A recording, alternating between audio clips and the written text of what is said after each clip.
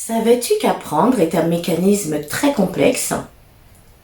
En effet, il y a plusieurs études neuroscientifiques sur le sujet, plus passionnantes les unes que les autres.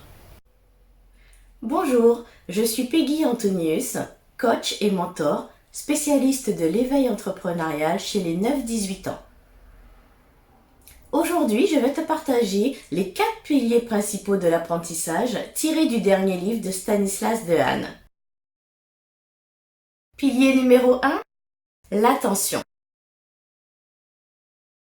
L'attention, c'est tout simplement les mécanismes par lesquels notre cerveau va canaliser, sélectionner, amplifier une information. Il a été prouvé que si ton 9-18 ne sait pas sur quoi porter son attention, eh bien il ne le verra tout simplement pas. N'ayons pas peur des mots. En effet, il deviendra aveugle, ne verra pas cette information et donc par conséquent ne pourra pas l'apprendre. Il y a une étude qui a été faite qui est assez amusante. Ça s'appelle le gorille invisible. Vous pouvez regarder sur internet, vous verrez. Le gorille invisible.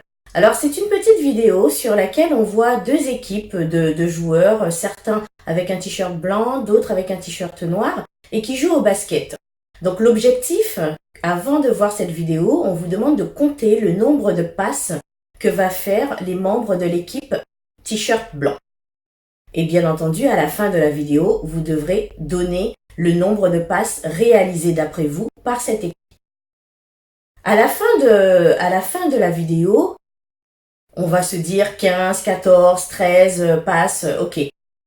Sauf que personne n'aura remarqué qu'il y a un gorille, un acteur déguisé en gorille, qui se balade pendant le match, qui se tape même sur la poitrine pendant que se déroule le match. Ça veut dire quoi? Ça veut dire que notre attention étant sur le nombre de passes que fait chacun des joueurs, précisément les joueurs avec le t-shirt blanc, eh bien, on ne se rend même pas compte qu'il y a un acteur déguisé en gorille qui passe au travers de la scène et qui se tape sur la poitrine. Donc, vous voyez que si votre enfant ne sait pas sur quoi porter son attention, eh bien, tout simplement, il ne pourra pas le voir et donc ne pourra pas l'apprendre. Donc, la première chose à faire au niveau de l'apprentissage est de savoir sur quoi porter l'attention. Pilier numéro 2, l'engagement actif.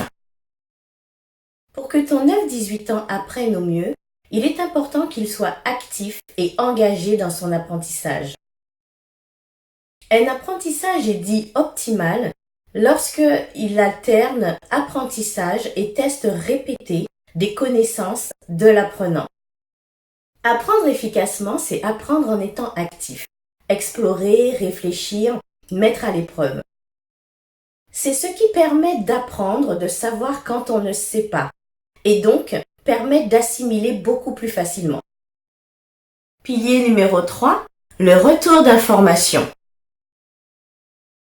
Le retour d'information est un pilier fondamental de l'apprentissage.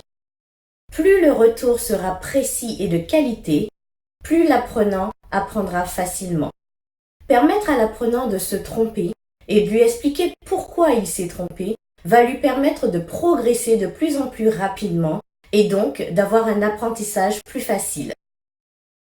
Quatrième et dernier pilier, la consolidation.